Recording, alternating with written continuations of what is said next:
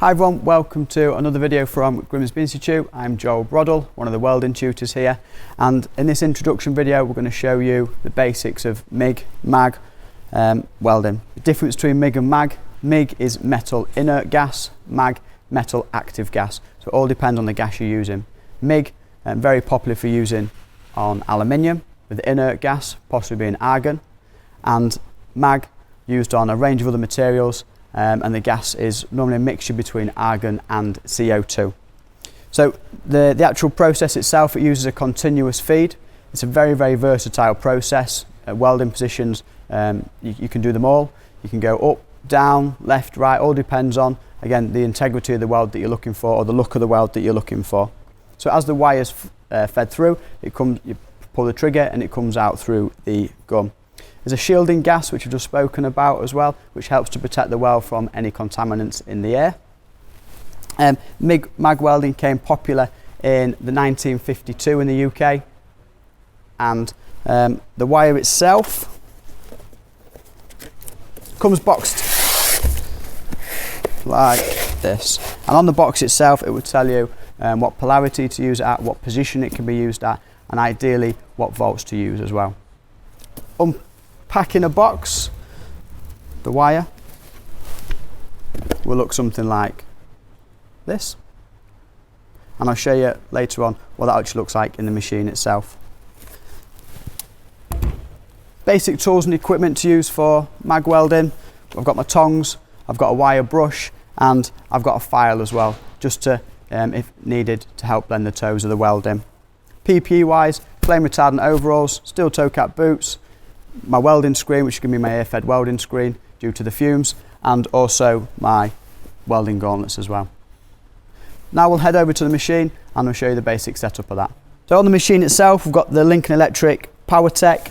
This is our gas, so argon and CO2 mixture, and we're set on about 12 litres per minute. The wire itself, inside here, this is our wire. 1mm diameter wire, and you can see it's feeding through and it'll continue all the way through until we get to the torch.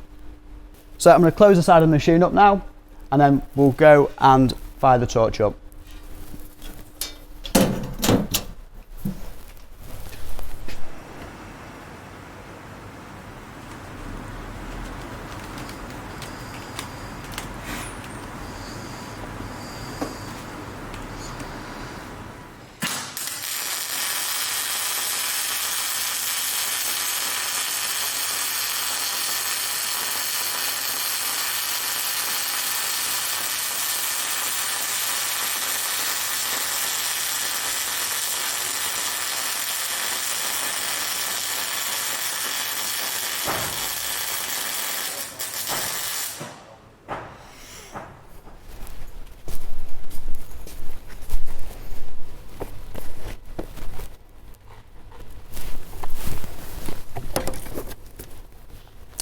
What I'm going to do now is talk through a few of the main defects that you can get with MIG or MAG welding. First one here is an outside corner, and you can see at some point the students lost their gas coverage and has ended up with porosity. Very similar to TIG, again looks like sort of the middle of an aero bar.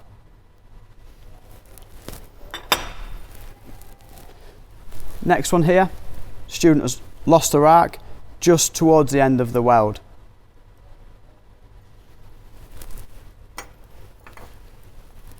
And the final one, the angle of the actual torch wasn't correct for the whole run of the weld, and they've ended up with some undercut and some excess spatter, which can be eradicated by turning your wire down or moving slightly faster.